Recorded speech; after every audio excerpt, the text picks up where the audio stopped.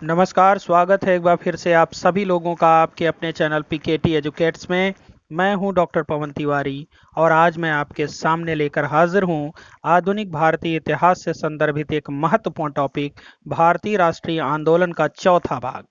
इससे पहले कि हम अपने इस महत्वपूर्ण टॉपिक के प्रश्नों की तरफ आगे बढ़ें, मेरी आपसे गुजारिश है कि टेलीग्राम पर हमारा अपना पब्लिक चैनल पीकेटी एजुकेट्स के नाम से है।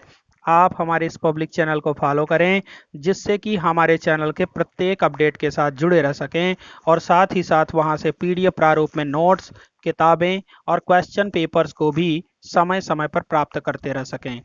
तो आइए बढ़ते हैं आज के अपने इस प्रैक्टिस सेट के महत्वपूर्ण प्रश्नों की तरफ। इससे पहले हमारा आपसे अनुरोध है कि वीडियो को शेयर कर दीजिए, जिससे कि ज़्यादा से ज़्यादा लोग हमारे साथ ऑनलाइन जुड़ सकें। साथ ही वीडियो को लाइक भी करना ना भूलें। और आप जानते हैं, आपको प्रत्येक प्रश्न को हल करने के लिए सिर्फ और सिर्फ 20 सेकंड का समय दिया जाता है। इन 20 सेकंड में आपको चैट बॉक्स में अपना जवाब देना है। तो इन चीज़ों के साथ हम बढ़ रहे हैं आज के अपने इस प्रैक्टिस सेट के महत्वपूर्ण प्रश्नों की तरफ। तो आइए बढ़ते हैं। आज का हमारा जो पहला प्रश्न है, इस समय आपके सामने आपकी स्क्रीन पर है। सर्कुलर ए आज़ादी समाचार पत्र के प्रकाशक थे। विकल्प ए है रामनाथ पुरी, बी है तारकनाथ दास, सी है लाला हरदयाल और डी है परमानंद। तो इसमें आपका सही जवाब है रामनाथ पुरी। विकल्प ए आपका यहाँ पर सही है। आप जानते हैं, क्रांतिकारी आतंकवादी आंदोलन के प्रथम चरण में अनेक भारतीय संयुक्त राज्य अमेरिका और कनाडा में जाकर बस गए थे। इन लोगों ने वहां से समाचार पत्रों का प्रकाशन किया। 1907 ईस्वी में रामनाथपुरी ने सर्कुलर ए आज़ादी नामक अखबार का संपादन किया, जो राष्ट्रीय भावना से ओतप्रोत था। और इसी कड़ी में वैंकूवर से तारकनाथ दास ने भी फ्री हिंदुस्तान का प्रकाशन किया था। तो ये दोनों ही समाचार पत्र उस समय भक्ति भावना से, राष्ट्रीयता की भावना से ओतप्रोत थे। आइए बढ़ते हैं अपने अगले प्रश्न की तरफ। हमारा दूसरा प्रश्न है, जो इस समय आपके स्क्रीन पर है। भारतीय स्वतंत्रता लीग का गठन किसने किया? विकल्प ए है लाला हरदयाल ने, बी है सोहन सिंह भाकना ने, सी है द्वारकानाथ दास ने और डी है फिरोज शाह मेहता ने। तो यहां पर आपके इस सवाल का जवाब है विकल्प सी, द्वारकानाथ दास ने। भारतीय स्वतंत्रता लीग का गठन 1907 ईस्वी में कैलिफोर्निया में द्वारकानाथ दास जी ने किया था, जो उस समय संयुक्त राज्य अमेरिका में रह रहे थे। आइए बढ़ते हैं अपने अगले प्रश्न की तरफ। हमारा तीसरा प्रश्न है, हिंद एसोसिएशन ऑफ अमेरिका की स्थापना किसने की? विकल्प ए है सोहन सिंह भाकना ने, बी है लाला हरदयाल ने, सी है परमानंद ने और डी है रामचंद्र ने। तो इसका सही जवाब है आपका विकल्प ए, सोहन सिंह भाकना। नवंबर 1913 में सोहन सिंह भाकना ने हिंद एसोसिएशन ऑफ अमेरिका की स्थापना की थी। इस संस्था ने कालांतर में अंग्रेजी, उर्दू, मराठी और पंजाबी में एक साथ गदर या हिंदुस्तान गदर का प्रकाशन किया, जो समाचार पत्र का नाम था। और यह 1857 के विद्रोह की स्मृति में छापा गया था। तो गदर पत्रिका के नाम पर ही हिंद एसोसिएशन ऑफ अमेरिका का नाम गदर आंदोलन पड़ गया था। लाला हरदयाल, जो 1911 से कैलिफोर्निया के स्टैनफोर्ड विश्वविद्यालय में अध्यापन का कार्य कर रहे थे, 1913 में गदर संस्था से जुड़ गए थे। और इस प्रकार से यह गदर संस्था इन्हीं मनीषी के पथ प्रदर्शन में उत्तरोत्तर वृद्धि करती चली गई। आइए बढ़ते हैं अपने अगले प्रश्न की तरफ। हमारा चौथा प्रश्न है, अफगानिस्तान के काबुल नगर में अंतरिम भारत सरकार की स्थापना किसने की? विकल्प ए है मौलवी उबैदुल्ला, बी है सोहन सिंह, सी है राजा महेंद्र प्रताप और डी है लाला हरदयाल। तो इसमें आपका सही जवाब है राजा महेंद्र प्रताप। राजा महेंद्र प्रताप ने जर्मनी के सहयोग से अफगानिस्तान के काबुल नगर में दिसंबर 1915 को अंतरिम भारत सरकार की स्थापना की थी। राजा महेंद्र प्रताप के मंत्रिमंडल के अन्य सदस्य थे बरकतुल्ला, जो कि उसके प्रधानमंत्री थे, मौलाना अब्दुल्ला, मौलाना बशीर, सी पिल्ले, शमशेर सिंह, डॉक्टर मथुरा सिंह, खुदा बख्श और मोहम्मद अली। और यही वह समय था जब राजा महेंद्र प्रताप अपनी सरकार के समर्थन हेतु लेनिन से भी मिले थे। तो फिलहाल यहां पर विकल्प आपका क्या सही है? सी, राजा महेंद्र प्रताप। आइए बढ़ते हैं अपने अगले प्रश्न की तरफ। हमारा 5वां प्रश्न है जो अब आपके स्क्रीन पर है। भारत माता समिति की स्थापना किसने की? विकल्प ए है नीलकंठ ब्रह्मचारी, बी है राजा महेंद्र प्रताप, सी है लाला हरदयाल और डी है, तो इसमें आपका सही जवाब क्या होगा? विकल्प ए नीलकंठ ब्रह्मचारी। भारत माता समिति की स्थापना किसने की थी? नीलकंठ ब्रह्मचारी ने की थी। मद्रास प्रांत में नीलकंठ ब्रह्मचारी और वंची अय्यर ने गुप्त रूप से भारत माता समिति की स्थापना की थी। अय्यर ने 1911 ईस्वी में तिरुनेवेली के मजिस्ट्रेट आशे की हत्या करके आत्महत्या कर ली थी। तो विकल्प आपका यहां पर सही है। आइए बढ़ते हैं अपने अगले प्रश्न की तरफ। हमारा 6वां प्रश्न है, भारतीय राष्ट्रीय आंदोलन के द्वितीय चरण की सबसे महत्वपूर्ण घटना थी।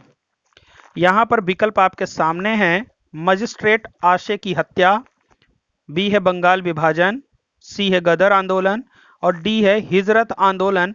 तो इसकी सबसे महत्वपूर्ण घटना क्या थी? बंगाल विभाजन। 1905 का बंगाल विभाजन भारतीय राष्ट्रीय आंदोलन के द्वितीय चरण की सबसे महत्वपूर्ण घटना थी। आइए बढ़ते हैं अपने अगले प्रश्न की तरफ। हमारा 7वां प्रश्न है, बंगाल विभाजन किसके दिमाग की उपज थी? विकल्प ए है विलियम बर्ड, बी है एंड्रू फ्रेजर, सी है लॉर्ड रीडिंग और डी है लॉर्ड हार्डिंग। तो इसमें आपका सही जवाब है विलियम बर्ड। बंगाल विभाजन के बंगाल विभाजन का जो विचार था, जो बंगाल विभाजन की एक मानसिकता थी, वो सबसे पहले किसके अंदर आई? विलियम बर्ड के अंदर आई। विलियम बर्ड के ही दिमाग में सबसे पहले यह बात आई कि बंगाल को अगर विभाजित कर दिया जाए तो शायद है कि जो इस तरह की क्रांतिकारी गतिविधियां हो रही हैं उन पर हम लोग अंकुश लगा लें। तो विलियम बर्ड के दिमाग की उपज थी ये। आइए बढ़ते हैं अपने अगले प्रश्न की तरफ। हमारा 8वां प्रश्न है, बंगाल विभाजन का प्रस्ताव किसने रखा? विकल्प ए है लॉर्ड लैंसडाउन ने, बी है लॉर्ड हार्डिंग ने, सी है एंड्रू फ्रेजर ने और डी है विलियम बर्ड ने। विलियम बर्ड के तो दिमाग में विचार आया था कि बंगाल विभाजन होना चाहिए, लेकिन सबसे पहले बंगाल विभाजन का प्रस्ताव रखा किसने? एंड्रू फ्रेजर ने। बंगाल विभाजन का प्रस्ताव किसने रखा था? एंड्रू फ्रेजर ने। जबकि बंगाल विभाजन का विचार सबसे पहले किसके दिमाग में आया? विलियम बर्ड के। आइए बढ़ते हैं अपने अगले प्रश्न की तरफ। बंगाल विभाजन का निर्णय किसने लिया? विकल्प ए है लॉर्ड कर्जन, बी है लॉर्ड लैंसडाउन, सी है लॉर्ड रीडिंग और डी है लॉर्ड हार्डिंग। तो बंगाल विभाजन का जो निर्णय था वो लॉर्ड कर्जन ने लिया था। विकल्प ए आपका यहां पर सही है। लॉर्ड कर्जन के द्वारा बंगाल विभाजन का जो निर्णय लिया गया वह भारतीय राष्ट्रवाद पर किया गया एक प्रच्छन्न प्रहार था। ये ध्यान रखिएगा। आइए बढ़ते हैं अपने अगले प्रश्न की तरफ। हमारा 10वां प्रश्न है जो अभी समय आपके स्क्रीन पर है, बंगाल विभाजन के निर्णय की घोषणा कब हुई? विकल्प है 20 अगस्त 1905 को, बी है 20 जुलाई 1905 को, सी है 18 जून 1905 को और डी है 22 जून 1905 को। तो इसमें आपका सही जवाब है 20 जुलाई 1905 ईस्वी। 20 जुलाई 1905 ईस्वी को बंगाल विभाजन के निर्णय की घोषणा कर दी गई थी। तो यहां पर आपका जवाब बी सही है। आइए बढ़ते हैं अपने अगले प्रश्न की तरफ। हमारा 11वां प्रश्न है, स्वदेशी आंदोलन की घोषणा तथा बहिष्कार प्रस्ताव कब पारित हुआ? विकल्प ए है 7 जुलाई 1905 ईस्वी, बी है 7 अगस्त 1905 ईस्वी, सी है 7 जून 1905 ईस्वी और डी है 9 सितंबर 1905 ईस्वी। तो 7 अगस्त 1905 ईस्वी को कलकत्ता के टाउन हॉल में संपन्न एक बैठक में स्वदेशी आंदोलन की घोषणा हुई थी तथा बहिष्कार प्रस्ताव पारित किया गया था। तो यहां विकल्प सही क्या होगा आपका? 7 अगस्त 1905 ईस्वी। विकल्प बी आपका यहां पर सही है। आइए बढ़ते हैं अपने अगले प्रश्न की तरफ। हमारा 12वां प्रश्न है जो अब आपके स्क्रीन पर है, बंगाल विभाजन की योजना कब से प्रभावी हुई? विकल्प ए है 16 अक्टूबर 1905 ईस्वी, बी है 18 नवंबर 1905 ईस्वी, सी है 20 दिसंबर 1905 ईस्वी और डी है 22 अगस्त 1905 ईस्वी। तो इसमें आपका सही जवाब है विकल्प ए 16 अक्टूबर 1905 ईस्वी से बंगाल विभाजन की योजना प्रभावी हो गई। विभाजन के बाद पूर्वी बंगाल और असम को मिलाकर एक नया प्रांत बनाया गया था जिसमें राजशाही, चटगांव, ढाका आदि सम्मिलित थे, जहां की कुल जनसंख्या 3 करोड़ 10 लाख थी, जिसमें 1 करोड़ 80 लाख मुसलमान तथा 1 करोड़ 20 लाख हिंदू थे। ढाका यहां की राजधानी थी। विभाजित बंगाल के दूसरे भाग में पश्चिम बंगाल, बिहार और उड़ीसा शामिल थे, जिसकी कुल जनसंख्या 5 करोड़ 40 लाख थी, जिसमें 4 करोड़ 20 लाख हिंदू और 90 लाख मुसलमान थे। तो 16 अक्टूबर 1905 ईस्वी को बंगाल विभाजन की योजना प्रभावी हुई थी। आइए बढ़ते हैं अपने अगले प्रश्न की तरफ। हमारा 13वां प्रश्न है, 16 अक्टूबर 1905 का दिन समूचे बंगाल में किस रूप में मनाया गया? विकल्प ए है प्रसन्नता दिवस, बी है शोक दिवस, सी है घृणा दिवस और डी है काला दिवस। तो इसमें आपका सही जवाब है शोक दिवस। विकल्प बी आपका यहां पर सही है। 16 अक्टूबर 1905 का दिन समूचे बंगाल में शोक दिवस के रूप में मनाया गया। लोगों ने उपवास रखा, वंदे मातरम का गीत गाया और एक दूसरे को राखी बांधी। तो यहां पर विकल्प आपका सही क्या होगा? बी सही होगा। आइए बढ़ते हैं अपने अगले प्रश्न की तरफ। हमारा अगला प्रश्न है, यह एक निर्मम भूल है, बंगाल विभाजन के संदर्भ में यह किसका कथन है? विकल्प ए है गोपाल कृष्ण गोखले, बी है सुरेंद्रनाथ बनर्जी, सी है बाल गंगाधर तिलक और डी है लाला लाजपत राय। तो ये कथन आपका गोपाल कृष्ण गोखले जी का है। बंगाल विभाजन के बाद गोखले जी ने कहा था कि यह एक निर्मम भूल है। तो विकल्प ए आपका यहां पर सही है। आइए बढ़ते हैं अपने अगले प्रश्न की तरफ। हमारा 15वां प्रश्न है, विभाजन हमारे ऊपर एक वज्र की तरह गिरा है, बंगाल विभाजन के संदर्भ में यह किसका कथन है? विकल्प ए है अरविंद घोष, बी है लाला लाजपत राय, सी है अश्वनी कुमार दत्त और डी है सुरेंद्रनाथ बनर्जी। तो इसमें आपका सही जवाब क्या होगा? विकल्प डी सुरेंद्रनाथ बनर्जी का कथन है। ये बंगाल विभाजन के संदर्भ में उन्होंने यह कथन कहा था कि विभाजन हमारे ऊपर एक वज्र की तरह गिरा है। आइए बढ़ते हैं अपने अगले प्रश्न की तरफ। हमारा देखिए थोड़ा सा प्रश्न का क्रम बदल गया है, वो टाइपिंग की मिस्टेक की वजह से, तो उसके लिए परेशान मत होइएगा। इसका मतलब ये 16वां क्वेश्चन है इस क्रम में, हालांकि यहाँ 17 दिया गया है तो उससे भी कोई फर्क नहीं पड़ता है। तो आइए बढ़ते हैं इस प्रश्न पर। हमारा प्रश्न है, अमार सोनार बांग्ला नामक गीत किसने लिखा? बी है अरविंद घोष ने, बी है रविंद्रनाथ टैगोर ने, सी है तरुदत्त ने और डी है बंकिम चंद्र चटर्जी ने। तो यहां पर आपका सही जवाब होगा विकल्प बी रविंद्रनाथ टैगोर ने। वास्तव में स्वदेशी आंदोलन का प्रभाव बंगाल के सांस्कृतिक क्षेत्र में देखने को मिला।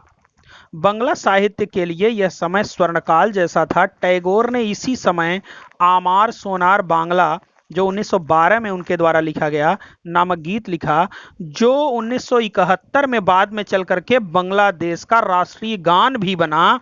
तो रविन्द्रनाथ टैगोर को उनके गीतों के संकलन गीतांजलि के लिए साहित्य नोबेल पुरस्कार भी 1913 में मिला। तो वास्तव में ये बंगला साहित्य के लिए स्वर्ण युग से कम नहीं था। तो अमार सोनार बांग्ला नामक गीत किसने लिखा? रविन्द्रनाथ टैगोर ने लिखा। आइए बढ़ते हैं अपने अगले प्रश्न की तरफ। हमारा 18वां प्रश्न है, आमार सोनार बांग्ला कब बांग्लादेश का राष्ट्रीय गीत बना? अभी ऊपर के प्रश्न पर चर्चा करते समय मैंने इस पर चर्चा किया था। तो विकल्प ए है 1950 ईस्वी, बी है 1960 ईस्वी, सी है 1971 ईस्वी और डी है 1988 ईस्वी। तो इसमें आपका सही जवाब क्या होगा? विकल्प सी 1971 ईस्वी में। आइए बढ़ते हैं अपने अगले प्रश्न की तरफ। हमारा 19वां प्रश्न है जो इस समय आपके स्क्रीन पर है, रविंद्रनाथ टैगोर को गीतांजलि के लिए साहित्य नोबेल पुरस्कार कब मिला? इस पर भी हम ऊपर के प्रश्न पर चर्चा कर चुके हैं। 1912 ईस्वी में, बी है 1913 ईस्वी में, सी है 1917 ईस्वी में और डी है 1920 ईस्वी में। तो इसका सही जवाब क्या होगा? 1913 ईस्वी में रविंद्रनाथ टैगोर को गीतांजलि के लिए साहित्य नोबेल पुरस्कार प्रदान किया गया था। आइए बढ़ते हैं अपने अगले प्रश्न की तरफ। हमारा 20वां प्रश्न है, बंगाल विभाजन पर किस अंग्रेज ऑफिसर ने मुसलमानों को अपनी चहेती पत्नी के रूप में उल्लिखित किया? विकल्प ए है लॉर्ड कर्जन ने, बी है सर बमफायल्डे ने फुल्लर ने, सी है लॉर्ड लैंसडाउन ने और डी है लॉर्ड हॉर्डिंग ने। तो इसमें आपका सही जवाब है विकल्प बी, सर बमफायल्डे फुल्लर ने बंगाल विभाजन पर यह टिप्पणी की थी और उन्होंने मुसलमानों को अपनी चहेती पत्नी के रूप में बताया था। आइए बढ़ते हैं अपने अगले प्रश्न की तरफ। भारत का वास्तविक जागरण बंगाल विभाजन के उपरांत शुरू हुआ, यह कथन है। विकल्प ए है बाल कृष्ण गोखले का, बी है बाल गंगाधर तिलक का, सी है लाला लाजपत राय का और डी है महात्मा गांधी का। तो इसका सही जवाब है विकल्प डी, यह कथन किसका है? महात्मा गांधी का है। आइए बढ़ते हैं अपने अगले प्रश्न की तरफ। हमारा 22वां प्रश्न है, सर्वप्रथम स्वराज शब्द का प्रयोग किसने किया? विकल्प ए है दादा भाई नौरोजी ने, बी है फिरोज शाह मेहता ने, सी है महात्मा गांधी ने और डी है बाल गंगाधर तिलक ने। देखिए यहां दो चीज आपको मैं बताना चाहता हूं। बात जहां तक नारे की होती है, अगर स्वदेशी, बहिष्कार, स्वशासन, अगर इन सब के नारे की बात अगर कहीं होती है तो इसका सही जवाब बन जाता है बाल गंगाधर तिलक, क्योंकि इन सबको नारे के रूप में सबसे पहले प्रयोग किसने किया था? बाल गंगाधर तिलक ने किया था। लेकिन स्वराज शब्द का सर्वप्रथम उल्लेख की अगर जब बात की जाती है तो मैं आपको बताऊं कि कलकत्ता का जो अधिवेशन हुआ था कांग्रेस का, कलकत्ता में जो कांग्रेस का अधिवेशन हुआ था 1906 ईस्वी में, उसमें सबसे पहले दादा भाई नौरोजी ने पहली बार स्वराज शब्द का उल्लेख किया था। वास्तव में 1906 में कलकत्ता में आयोजित कांग्रेस के अधिवेशन में अध्यक्ष पद को लेकर उदारवादियों और उग्रवादियों में विवाद हो गया था, लेकिन दादा भाई नौरोजी को अध्यक्ष पद के लिए चुनकर विवाद को समाप्त कर दिया गया था। कलकत्ता के कांग्रेस अधिवेशन में उग्रवादियों ने स्वदेशी, बहिष्कार, राष्ट्रीय शिक्षा और शासन से जुड़े 4 प्रस्ताव पास करवा लिए थे। राष्ट्रीय कांग्रेस के कलकत्ता अधिवेशन में जो 1906 ईस्वी में हुआ था, दादा भाई नौरोजी ने पहली बार स्वराज शब्द का उल्लेख किया था। तो यहां पर पहली बार स्वराज शब्द का उल्लेख किसने किया है? इसका सही जवाब क्या होगा? विकल्प ए होगा, दादा भाई नौरोजी ने।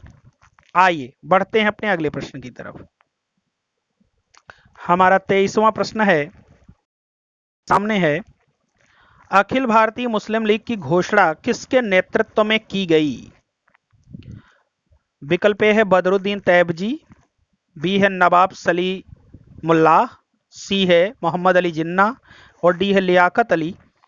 तो इसमें आपका सही जवाब है विकल्प बी, नवाब सलीमुल्लाह के नेतृत्व में अखिल भारतीय मुस्लिम लीग की घोषणा की गई थी। वास्तव में बंगाल विभाजन हिंदू और मुसलमानों के बीच सांप्रदायिक फूट डालने का सबसे बड़ा कारण बना था।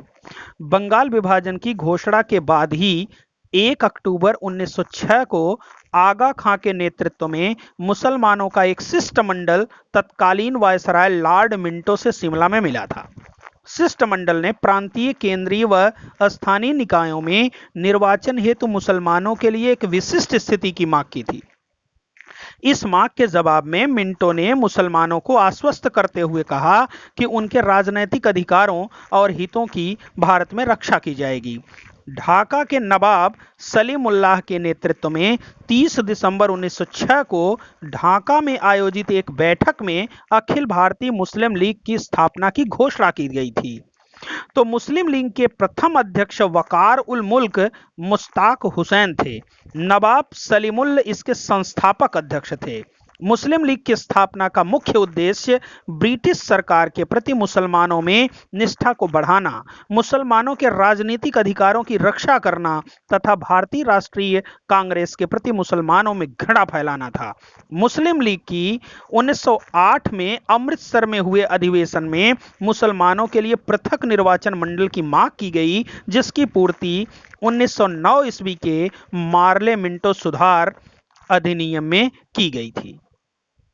तो विकल्प बी आपका यहां पर फिलहाल सही है। आइए बढ़ते हैं अपने अगले प्रश्न की तरफ। हमारा अगला प्रश्न है, भारत में ऊपर से शांत दिखने वाली सतह के नीचे भारी राजनैतिक अशांति का गुब्बार छिपा हुआ है, यह कथन किसका है? विकल्प ए है लॉर्ड मिंटो, सॉरी इसको सही कर लीजिएगा। दूसरा है विलियम डिग्बी, तीसरा है लॉर्ड इरविन और विकल्प डी है लॉर्ड कर्जन। तो वास्तव में यह कथन आपका किसका है? लॉर्ड मिंटो का है। लॉर्ड मिंटो ने इस अशांति के बारे में स्वयं ही लिखा था कि ऊपर से शांत दिखने वाली सतह के नीचे भारी राजनीतिक अशांति का गुब्बार छिपा था और उसमें से बहुत कुछ नितांत न्यायोचित था। तो विकल्प यहां पर ए आपका सही होगा, लेकिन यहां पर गलती से मिट्टी लिख दिया गया है। वास्तव में ये क्या है? आपका लॉर्ड मिंटो है। तो इसको आप बना लीजिएगा लॉर्ड मिंटो। आइए बढ़ते हैं अपने अगले प्रश्न की तरफ। हमारा अगला प्रश्न है, मार्ले मिंटो सुधार अधिनियम को किस नाम से लागू किया गया? विकल्प ए है मार्ले मिंटो सुधार अधिनियम, बी है भारतीय परिषद अधिनियम, सी है सुधार अधिनियम, डी है सुधार प्रस्ताव अधिनियम। देखिए, मार्ले मिंटो सुधार की जब हम बात करते हैं तो आप जानते हैं लॉर्ड कर्जन के बाद लॉर्ड मिंटो भारत के गवर्नर जनरल बने और इंग्लैंड में जॉन मार्ले ने भारत सचिव का पद संभाला। यह वह समय था जब समूचा भारत राजनैतिक अशांति की तरफ धीरे धीरे बढ़ रहा था। लॉर्ड मिंटो भारत सचिव मार्ले की अनुमति से एक समिति की नियुक्ति किए, जिसे विधान परिषदों में अधिक प्रतिनिधित्व, बजट पर वाद विवाद के लिए अधिक समय तक तथा बजट प्रस्तुत और उनमें संशोधन करने की प्रक्रिया आदि विषयों पर विचार करने को कहा गया। समिति की सहायता से गवर्नर जनरल मिंटो तथा भारत सचिव लॉर्ड मार्ले की यह योजना लगभग 3 वर्ष तक गर्भ में रहने के बाद मार्ले मिंटो सुधारों के रूप में 1909 ईस्वी में सामने आई। मार्ले मिंटो सुधारों के संकल्पना और निर्माण में उदारवादी नेता गोपाल कृष्ण गोखले के सलाह मशविरे को भी स्थान दिया गया था। तो 11 दिसंबर 1908 को भारत सचिव लॉर्ड मार्ले ने हाउस ऑफ लॉर्ड्स में सुधार प्रस्तावों की व्याख्या की थी। 7 फरवरी 1905 को भारतीय परिषद विधेयक इंडियन काउंसिल बिल, जिसे मार्ले मिंटो सुधार के नाम से जाना जाता था, सदन में रखा गया। 25 मई 1909 को विधेयक पास हुआ तथा 15 नवंबर 1909 को राजकीय अनुमोदन के बाद भारतीय परिषद अधिनियम के नाम से लागू किया गया। किसके नाम से लागू किया गया? भारतीय परिषद अधिनियम के नाम से लागू किया गया। तो विकल्प बी आपका यहां पर सही है। तो मार्ले मिंटो सुधार अधिनियम को किस नाम से लागू किया गया था? भारतीय परिषद अधिनियम के नाम से लागू किया गया था। आइए बढ़ते हैं अपने अगले प्रश्न की तरफ। हमारा 26वां प्रश्न है, जो इस समय आपके स्क्रीन पर है, दिल्ली दरबार का आयोजन कब किया गया? विकल्प ए है दिसंबर 1911 ईस्वी, बी है नवंबर 1911 ईस्वी, सी है जनवरी 1912 ईस्वी और डी है फरवरी 1912 ईस्वी। तो इसमें आपका सही जवाब क्या होगा? दिसंबर 1911 ईस्वी। यहां पर सही जवाब क्या हुआ आपका? विकल्प ए दिसंबर 1911 ईस्वी में ब्रिटिश सम्राट जॉर्ज पंचम और महारानी मेरी के भारत आगमन पर उनके स्वागत हेतु दिल्ली में एक दरबार का आयोजन किया गया था। दिल्ली दरबार में ही 12 दिसंबर 1911 को सम्राट ने बंगाल विभाजन को रद्द घोषित किया, साथ ही कलकत्ता की जगह दिल्ली को भारत की नई राजधानी बनाने की अनुमति प्रदान की। 1 अप्रैल 1912 को दिल्ली के कलकत्ता की जगह भारत की नई राजधानी बनाए जाने की घोषणा की गई। बंगाल विभाजन के रद्द होने के बाद उड़ीसा और बिहार को बंगाल से अलग कर दिया गया। असम को पुनः 1874 की स्थिति में लाया गया। अब असम में सिलहट को भी शामिल कर दिया गया था। तो यहां पर विकल्प आपका सही क्या है? दिसंबर 1911 ईस्वी में दिल्ली दरबार का आयोजन किया गया था। किसके स्वागत के लिए किया गया था? जॉर्ज पंचम और महारानी मेरी के। आइए बढ़ते हैं अपने अगले प्रश्न की तरफ। बंगाल विभाजन को कब रद्द घोषित किया गया? 1 नवंबर 1911 ईस्वी, बी है 12 दिसंबर 1911 ईस्वी, सी है 1 अप्रैल 1912 ईस्वी और डी है 12 नवंबर 1912 ईस्वी। तो इसका जवाब हम पहले ही आपको दे चुके हैं। 1 अप्रैल 12 दिसंबर 1911 ईस्वी को सम्राट ने बंगाल विभाजन को रद्द घोषित किया था। तो इसका सही जवाब क्या होगा आपका? 12 दिसंबर 1911 ईस्वी को। आइए बढ़ते हैं अपने अगले प्रश्न की तरफ। हमारा 28वां प्रश्न है, कलकत्ता की जगह दिल्ली को भारत की राजधानी कब बनाया गया? इसका जवाब भी आपको पहले ही दिया जा चुका है। विकल्प ए है 1 अप्रैल 1912 ईस्वी, बी है 17 अप्रैल 1912 ईस्वी, सी है 22 मई 1912 ईस्वी और डी 18 मार्च 1912 ईस्वी।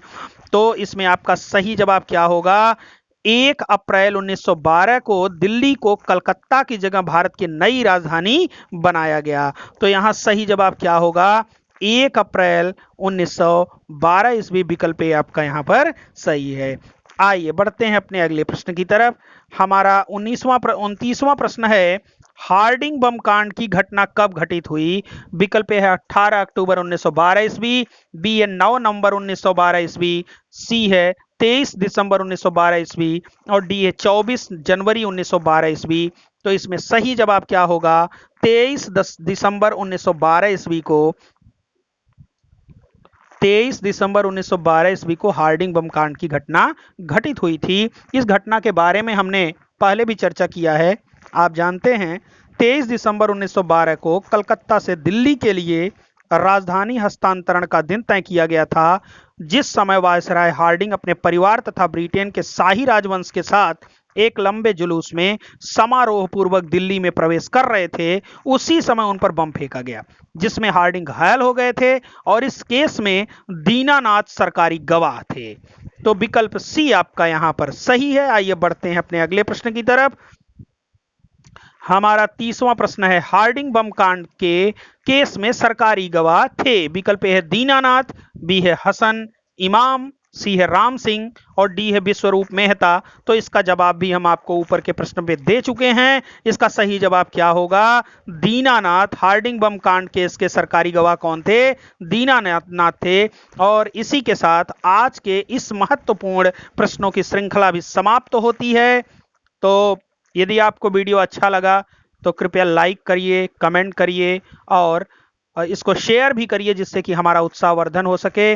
साथ ही साथ आप इस प्रश्न पत्र को हमारे टेलीग्राम चैनल पीकेटी एजुकेट से पीडीएफ प्रारूप में डाउनलोड भी कर सकते हैं।